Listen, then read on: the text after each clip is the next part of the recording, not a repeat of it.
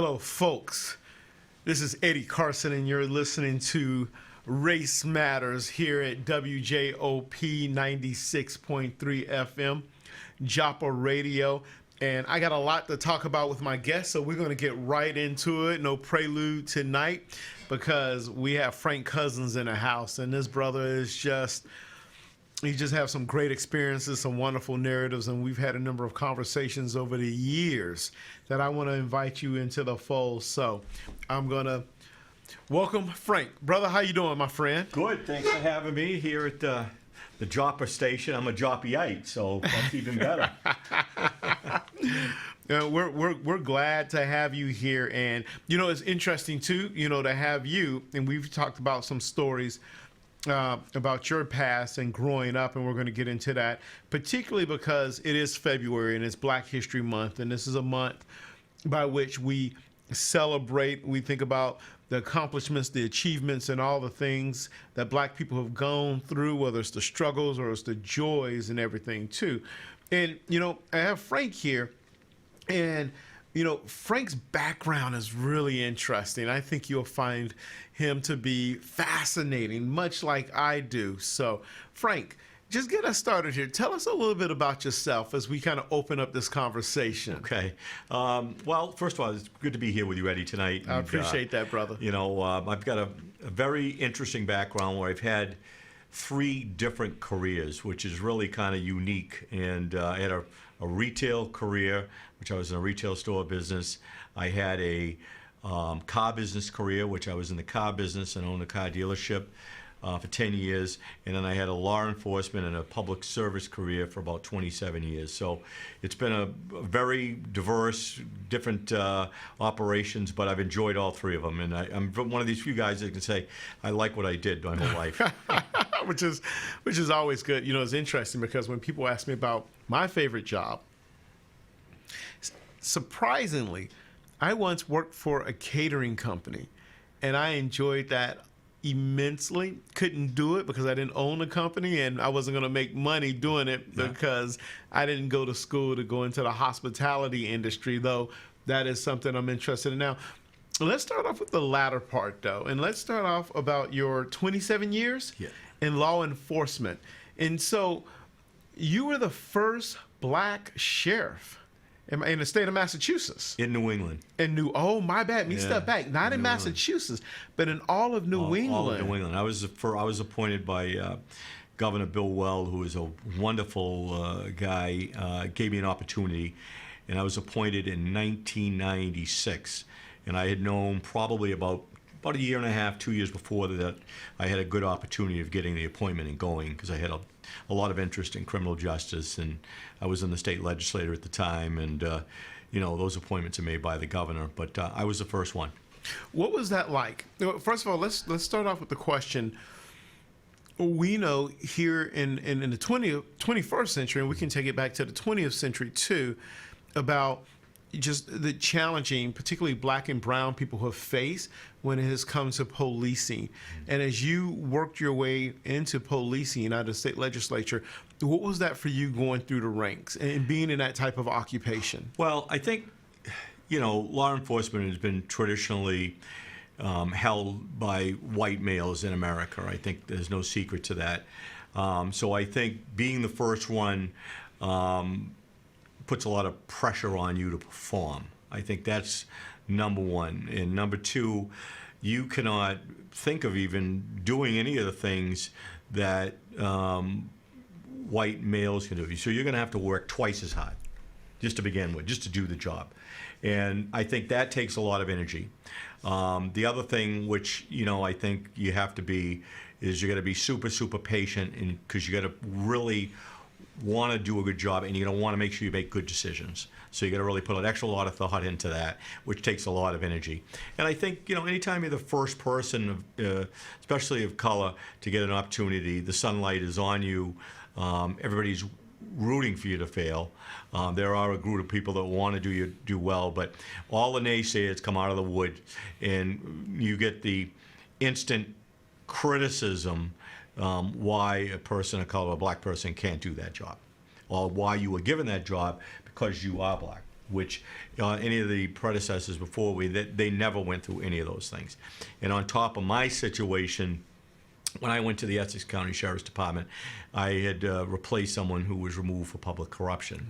So if you compound that, again, a decent fellow, made some bad decisions, but left behind a lot of problem people that were either still employed, did not get prosecuted by the federal government, and you had to work to either turn their careers around or put them out on the sidewalk if they didn't want to do the right thing. So it was a lot of really difficult issues to deal with.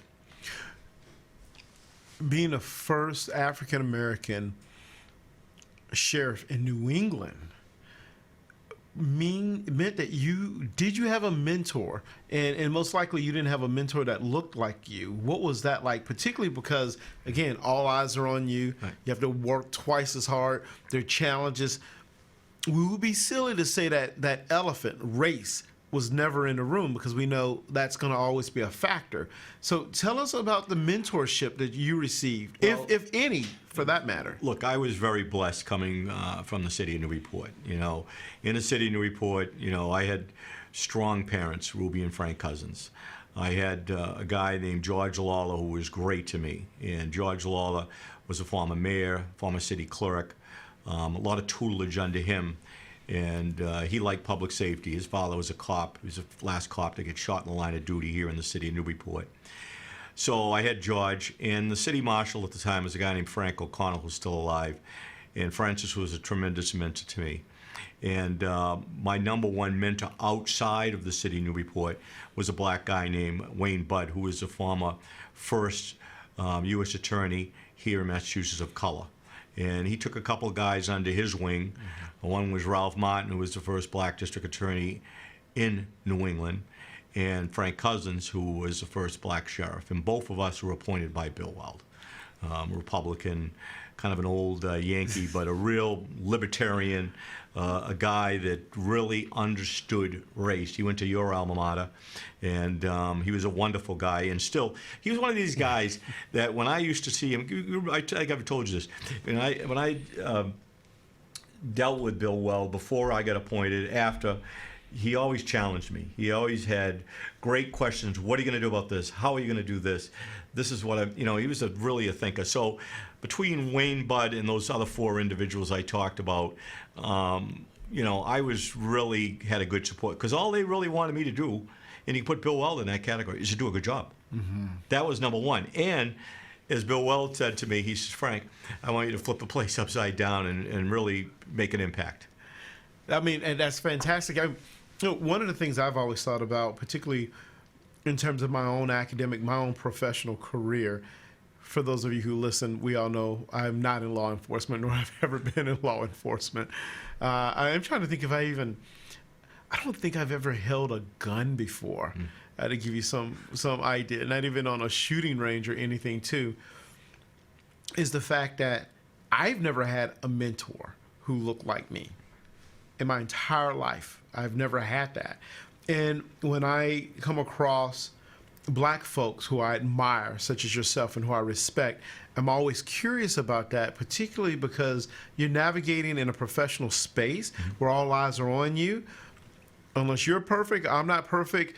Everyone makes a mistake here or there, but we want to learn, we want to grow, and again, we want to know about those things that is going to allow us to be successful in a particular way, and especially how we function and everything too. So I'm always amazed when I hear folks have a support system to help them kind of navigate through that trajectory. What would you say, particularly because of your race, was your greatest struggle in your position, being the first sheriff in New England? Well, I think that issue is, how do you get, I had over 600 employees, over 500 sworn deputies, okay? How do you get that segment of the population that work for you to come along with your vision, my vision, mission, and my values to turn that department around? So that's a challenge, because you're going to have to look at what are you going to do to shake up the old system? Well, you're going to have a strong internal affairs department. You're going to bring in someone to help you with the human resource issues, hiring. How do we hire good correctional officers and sheriff's deputies, not taking them off of a trash truck or a bar stool or banging nails, traditional what would take place in terms of nepotism, and bring in and professionalize the agency and change that. When you do that, that's a threat to the people that are working in the agency, especially the ones that don't want to see change and don't want to see good things happening. So I think that was a big struggle. And I think as a black person, when you go into that, at first they're going to say, we're gonna fix this guy. He's gonna be just like us. He's not gonna change the workplace. They might use an approach where, well, we're not going to take him seriously. Ha ha ha, this isn't going to work. We're going to get our guy in that we want in the next election cycle.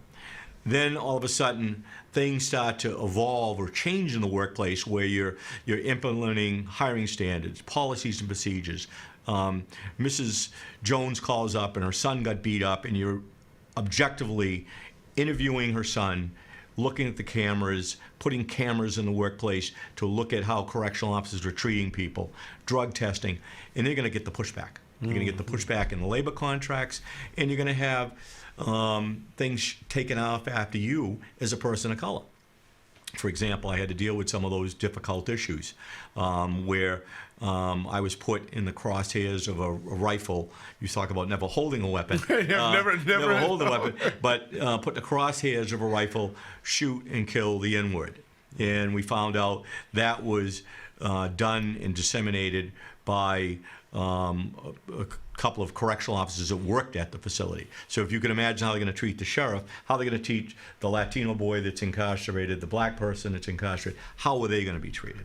We know how they're going to be treated. So that's a challenge, I think. It's interesting you bring that up. I recently, my wife and I were having long conversations, especially about my experience when it comes to law enforcement individuals, and it hasn't always been very, very positive at all. I recently had what I would call probably my most positive experience when I was pulled over, and I was surprised, but I was nervous too in terms of how I think about these things. I was sitting there and I was thinking about a friend of mine, a white friend of mine, whose tail light was out, and he told me, well, he was just too busy to get it taken care of for the next month. Mm-hmm.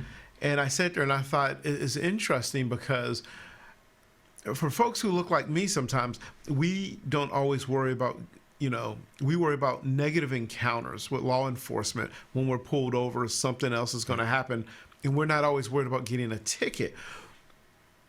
In the 90s, what was that conversation like? Well, look, I think that conversation has been the same the whole tenure. And I think that most police officers and my friends that work in law enforcement, probably 95% of them do the right thing. And then you got this small group that constantly will do things. So you have to put safeguards in place in terms of your hiring practices, your training of officers. And I was the first to bring in body cams in New England, in Massachusetts, to build trust with people. And I think that's, how do you build trust with a community? And you think of, I had a prison, we had 2,000 people locked up, Eddie. And you got 2,000 people locked up, 45% of them are Latino. You don't have any Latino officers. You can't talk with them.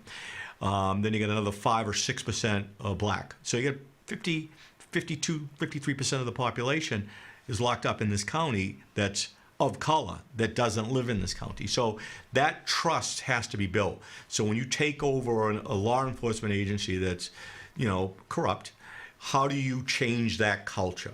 And that doesn't matter today in any type of law enforcement agency, even in the world we live in today. How do you change that culture? We're seeing that with the Massachusetts State Police right now. How is the colonel changing that culture? Do they have to bring someone in from the outside? That is the difficulties we face. And I think that that's consistently been the problem here in New England, is getting people of color in the workplace, getting them to take promotional exams and move up, and implementing that trust. You know, you mentioned trust. As you know, I'm from Montgomery, Alabama, and this summer when I was home, I was surprised to see the number of black law enforcement agents, individuals who were there, and it caught my attention because that looked very, very different. Mm-hmm. What does a place like Newburyport do to like the same challenges, even in my work and in all places? You know, how do you find those folks, right? How do you recruit them? How do you retain them, particularly in spaces where there are not a lot of folks who look like them? Mm-hmm. I mean, I imagine that was quite challenging for you, particularly being essentially the CEO of really making this stuff happen. Right. Well, what I would do, you know, one of the great things, you know, you're from Alabama, my mother's from Alabama. Oh, I know. And my number one employee from the Essex County Sheriff's Department was from Alabama. And he came from Mobile, down the lower part of the state. But he was a Tuskegee guy.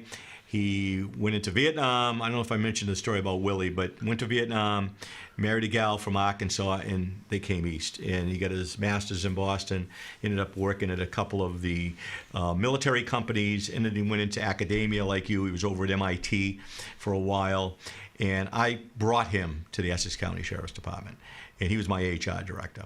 And so we talked about, how are we going to diversify the workforce? How are we going to do that? How are we going to do that? Well, what we did is we made some changes. And we said, guess what, boys and girls? Anybody to become a correctional officer is going to have a minimum of an associate's degree or have been in the military. And then we're going to go out and we're going to look at North Shore Community College, Northern Essex Community College, and we're going to start doing outreach. And we're going to start pulling people in to apply for these positions. Because the unique thing about the sheriff, I had the statutory authority to do that.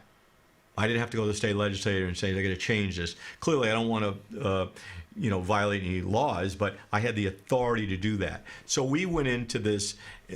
We called it an inverted funnel. Oh. And an inverted funnel where we put all these names into the funnel, and then by the time we got down, after doing our assessment center, a drug test, a physical fitness piece, all of a sudden, you'd have a pretty good mix of Latinos, blacks, women.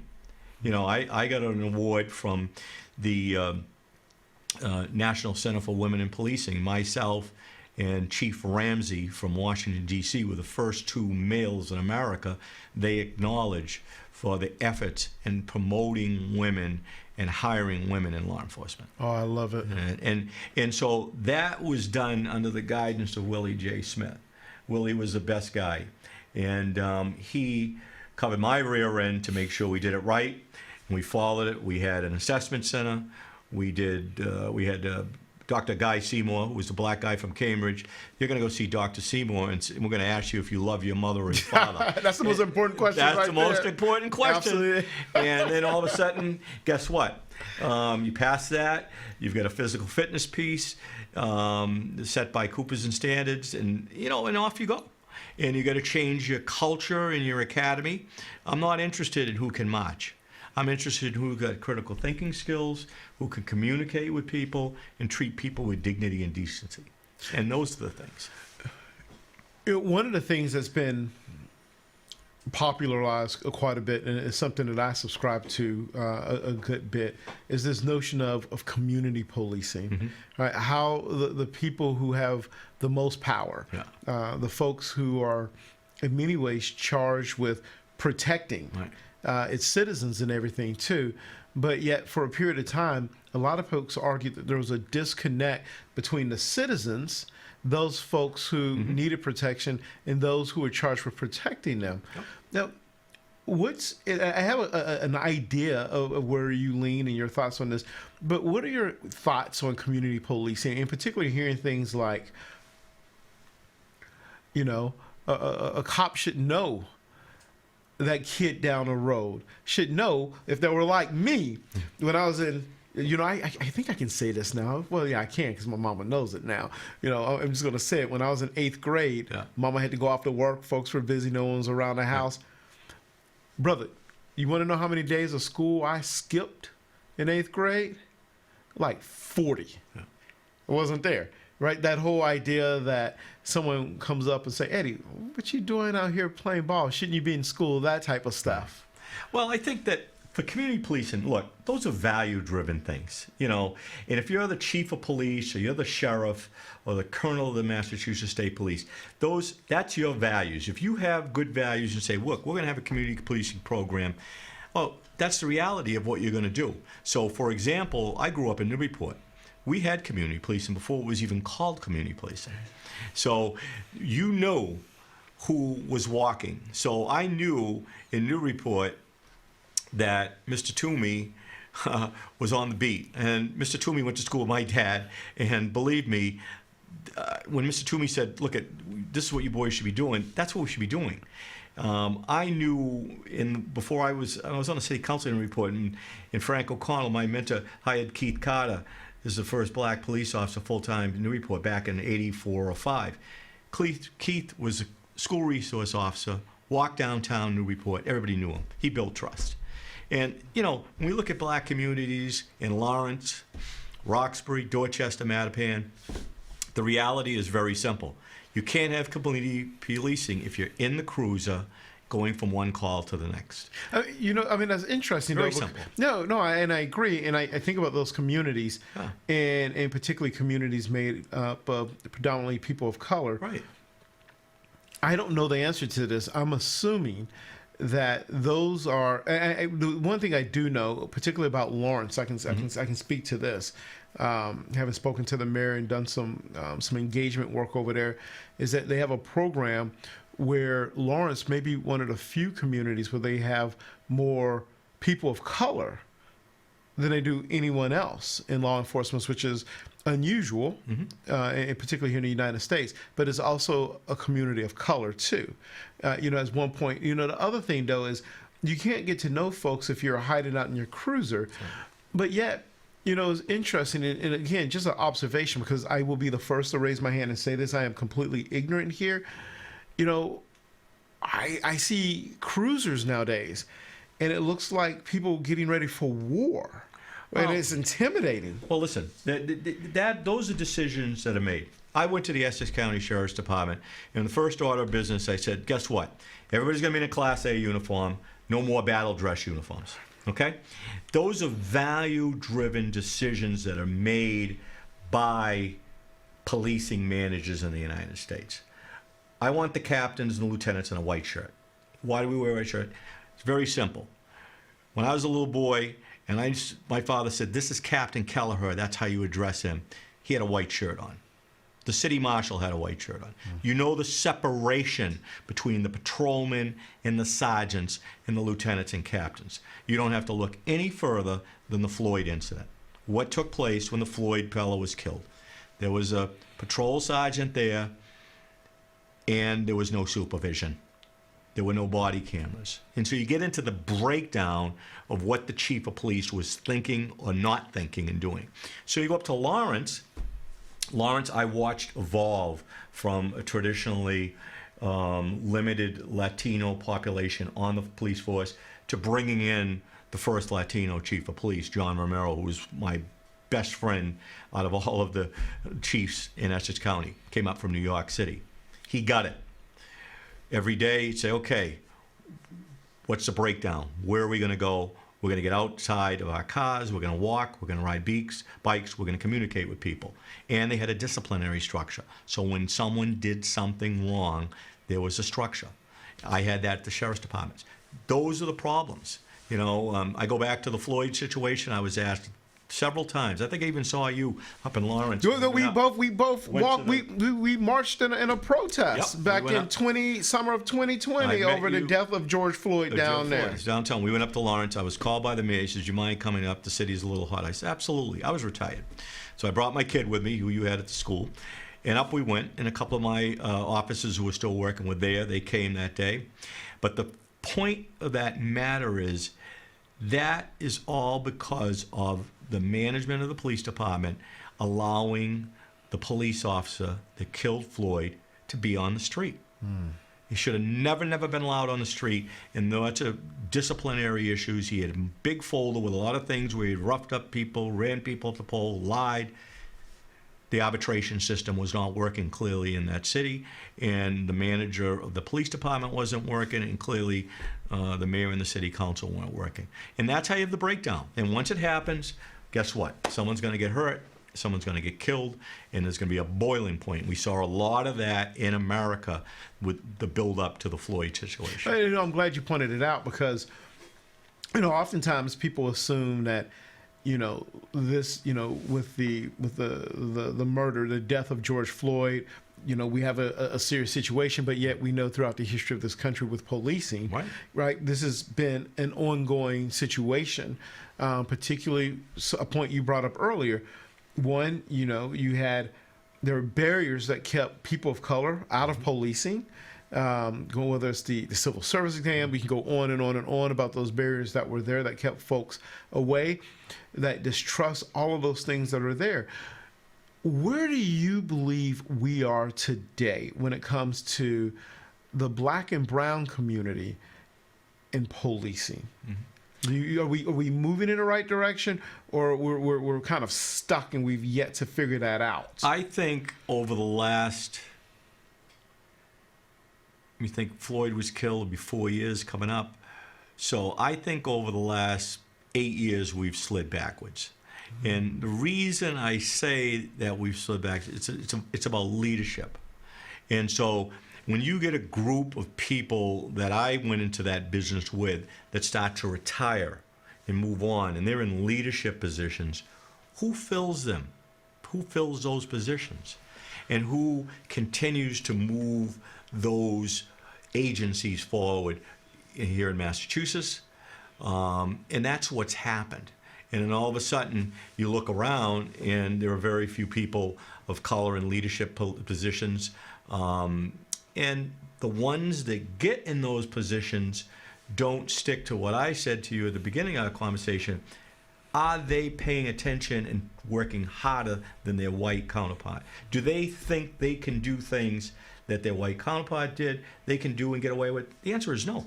Because you're going to get a dime dropped on you by someone you've either disciplined in the workforce that doesn't like you, and they're going to drop a dime on you, and you're going to get clipped. So if you take Wayne Budd, Ralph Martin, Frank Cousins, we all went in late 80s, early 90s. And you think about Rachel Rollins, which was the U.S. attorney appointed by President Biden. You think about the black guy that's up in New Hampshire that was the first black sheriff recently. He's been put out on paid leave. His behavior and thought process. And there was one other person that it happened to. So those are very important opportunities. So when you get that opportunity to shine, you got to be ready. You got to be ready. And you can't do things that someone else did. And I think it's kind of the Jackie Robinson story. Right. It really is, if you really honestly think about it. And so you lose, Rachel Rollins because of her lack of values in her decision-making process of doing the job. Or you lose the third one is the lady at Harvard University, the black woman. Oh, Claudine Gay. Yeah, I don't know her. All I know is she went down to Washington, and all she had to do is ask a couple of simple questions. I'm a simple guy. And you got a lot of people there that can help you do that. And then all of a sudden, when she leaves, she lost her job because of race. Well, the reality is you got to be prepared to stand up and take hits that the person that's white, traditional male that's in those roles didn't have to do. You're going to be under the microscope. And so that's the thing that disappoints me. And I'm not saying she's a bad person. I'm not saying Rachel is, or the black guy that's a sheriff in New Hampshire. Those are missed opportunities. Claudine Gay is a conversation I do need to get to eventually on this show, and it's one that I've had with a number of people, particularly because, if I had an opportunity to talk to Claudine before she went to Congress, I would have told her first of all, I would have told her not to go.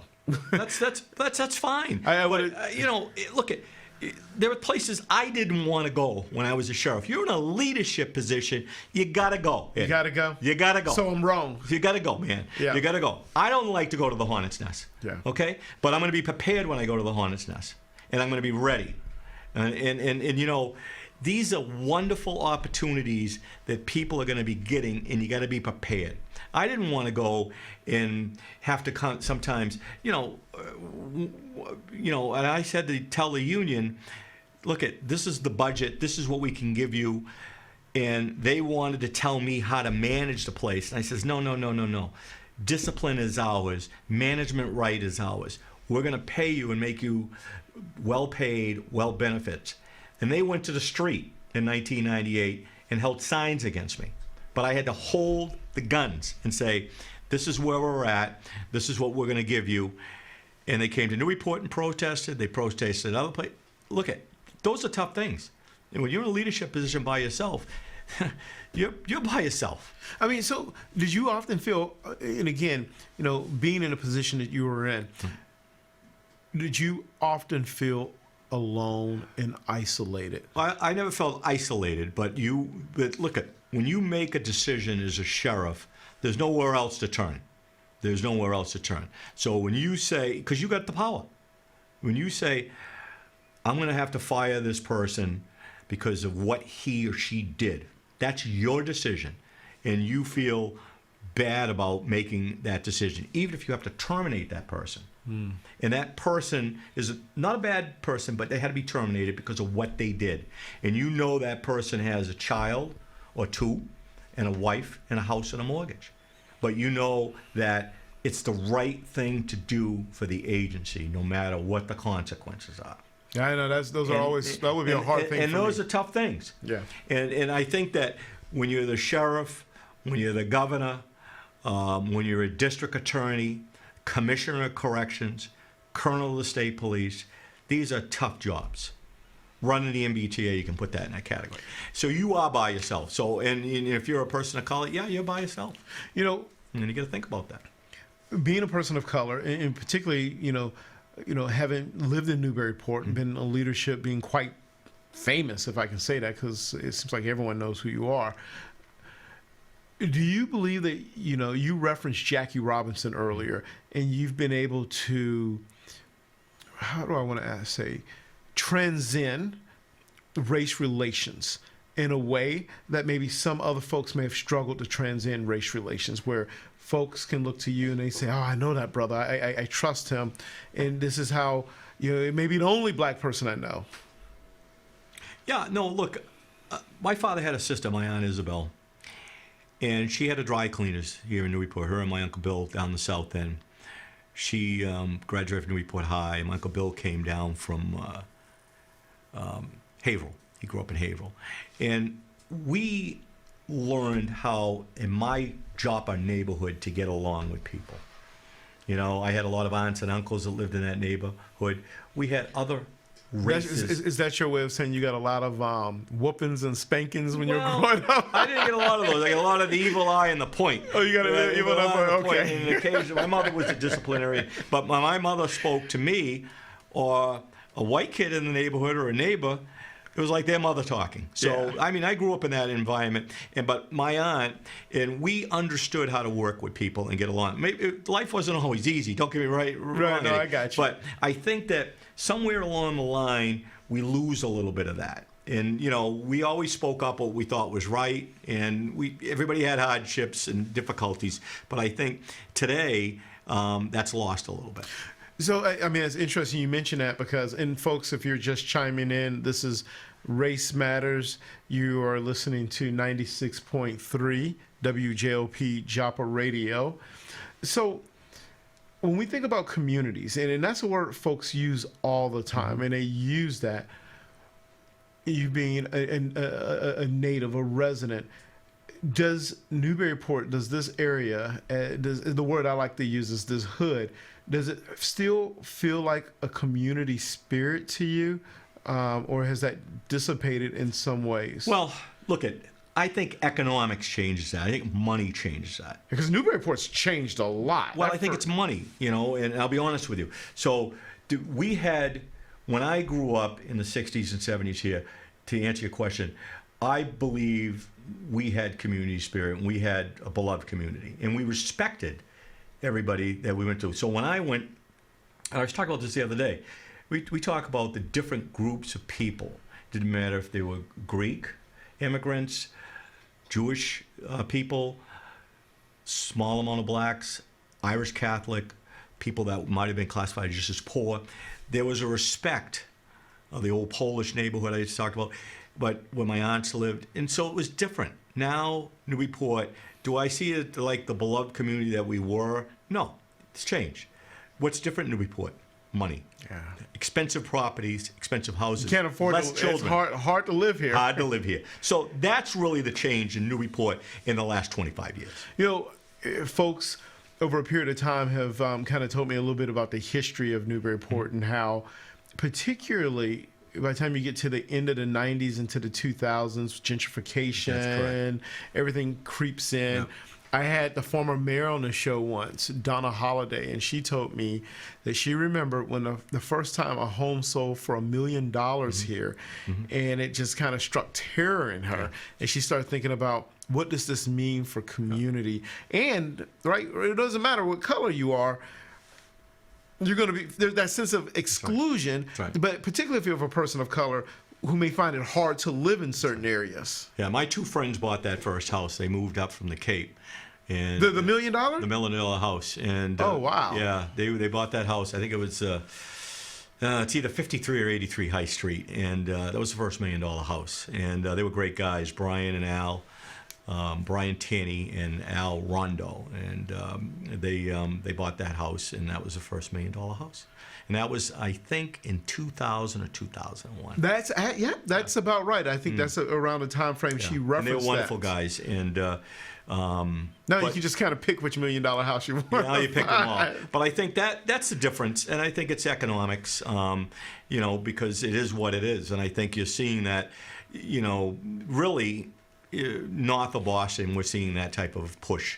And other than, I talk about it all the time, other than Lawrence, a little bit in Peabody, certain neighborhoods in Lynn that are close to South Peabody, a little bit in Gloucester, there's going to be no room for poor people, never mind about race or color. Or anything. Right. You head down south, there is just, it was just at a lecture where a colleague was talking about his time down in the Delta of the Mississippi area and, just kind of the difference between there and here. A question I have to ask, and feel free. You're always pretty frank, no pun intended there, or anything like that. When we talk about communities and we talk about community polices and feeling connected, one of the things though that makes me feel less connected, and I talked about this with the former mayor Donna Holliday when she was on the show, and she gave me a narrative. Folks, you see what I'm doing? I'm kind of building up to my point here. She gave me a narrative that, while she was bothered by it, when she leaned into police officers, she heard their story and understood their sense of pride. But for me, when I see like that blue line that, cops have kind of adopted, it actually makes me uncomfortable. Well, look, in Massachusetts, what's created the blue line in the communities we have it? Collective bargaining, Chapter 158. Let's cut right through the chase. That issue is not about paying police officers a fair rate or putting a Quinn bill in it. You got to look at the law. What created the disciplinary problem where we can't weed out bad police officers? And that is the arbitration process around Chapter 150E. And those rights have been negotiated out of the contracts. As I said at the beginning of the conversation, 95% of the cops, they want a clean workplace. They don't want someone using the N word or the C word or roughing somebody up or bringing drugs into a prison. I don't know any cops that want to do that. When someone has done something bad, they want them treated fairly and disciplined in a progressive discipline. And if they have to be terminated, fine. Terminate them. We use Section 35. If you did something bad and you brought drugs into the institution, you violated someone's civil rights or beat up, and you chose not to resign, then you're going to go in front of a judge and explain, and we're going to have the evidence of what you did, and you can explain that to your wife and your children and be embarrassed. Well, those days are gone, Eddie, because everyone goes to arbitration when people do bad things. And you don't have to look to any farther than the Floyd situation. He shouldn't have been on the job. He's never even been driving a cruiser. He should have been fired years before. And he wasn't because of the collective bargaining laws. So you have to have that balance in that. In these municipalities, that's what's happened. And that's why we've seen problems in Boston. That's why we've seen problems in Springfield. We've seen problems up in Lawrence. And we see, I call it, hegemony. And it's when people are doing, and they know they're not going to be disciplined and corrected. And the good guys will just say, look, I can't be near him. I don't want to lose my job. I don't, and because they want to do a good job. And until that is corrected in certain communities, you're going to continue to see this breakdown we're talking about. I appreciate that. That's the first time I've ever heard or gotten that explanation before, particularly something that kind of pulls people together in particular ways, pros, cons, and how we weigh that and everything too. What little time we have left, I've got to ask the question. And I always like asking folks, this particularly black folks, right, about your people. And you talked about Alabama. My dad grew up in Pittsburgh. And when I was a kid, most of my life, I always thought, well, Pittsburgh. I mean, all our folks, all my people, we're from the South, Selma, Alabama, Montgomery, Alabama. My dad's from Pittsburgh, right? I mean, there's a reason why I hate the New England Patriots, because I love Mike Tomlin and the Pittsburgh Steelers. How did your people arrive here? Well, my mother was a war bride. So she was from Huntsville. She went to Chicago. In Chicago, she went to Harlem. Was this all part of the Great Yes, Great Migration? Right. So she was part of the Black Migration. So in the late 30s, she went to Chicago, left Huntsville. She was the only one out of the 10. Everybody else stayed there. I think my aunt, went to Nashville. So up she goes, over to Harlem. World War II comes. My father's here in Newburyport. My grandmother raised 8 kids. So she raised 8 kids here in Newburyport. She was from Amesbury, so she came over. Her last name was Gardner, so that's where Gardner got his last name. Gardner, you had it. I was wondering about so that. That's an pretty old cool. Black name that came from there. They migrated up over in Amesbury after the Civil War. My grandmother was born over there in 1886 in Amesbury. So small group of black people lived over in Amesbury. So over she comes to Newburyport. The cousin's name, he was the only one. She met him. We think he came from Philadelphia, and he came up, and he died when my father was about 7 in 1926 or 7. He's buried at the cemetery here. But that's where the name Cousins came from. So he came from down south to Pittsburgh, and then met my grandmother and got killed in a car accident and left her with 8 kids in the Depression and in the 20s. Have you spent a lot of time down south? I have. I like going down to Huntsville. We're going to be heading down, Gardner and myself. We'll go down to see a couple of my cousins in North Carolina. Nice. School break, and then I'll go down to Florida. So we like to do that. I like to go to Huntsville. I think I like the South.